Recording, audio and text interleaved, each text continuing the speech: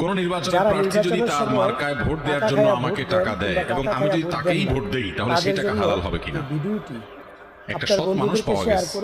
আর এই বিষয়টি আপনি ভোটার হিসেবে প্রার্থীর কাছ থেকে টাকা নিছেন, 500 টাকা, 1000 টাকা, 2000 টাকা, 5000 টাকা, যাই নেওয়ার নিছেন, বা একটু চাপা নিয়ে খাইছেন।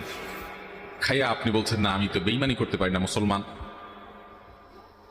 অতএব আপনি ভোটটা ওই মার্কায় দিলেন, যে টাকা দিল বেচারা, ভোটটা মার্কাতেই দিলাম। তাহলে আপনি একটা গুনাহ করলেন, এবং এর কারণে আপনি যে নিজেকে খুব সৎ মনে করতেছেন, এটা মনে করার কোনো কারণ নেই। কারণ প্রার্থীর কাছ থেকে টাকা নেওয়াটাই আপনার জন্য গুনাহ, না জায়েজ।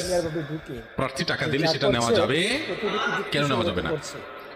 কারণ ভোট দেওয়া মানেই ওই লোকটাকে উপযুক্ত বা ভালো মানুষ এই কথা সাক্ষ্য দেওয়া, যে আমি সাক্ষ্য দিচ্ছি এই মার্কা, এই প্রতীক নিয়ে যিনি দাঁড়িয়েছেন, এই লোকটা আমাদের এই এলাকার এই পদে বসার ওঠার উপযুক্ত ব্যক্তি, এই মর্মে আমি সাক্ষী দিচ্ছি।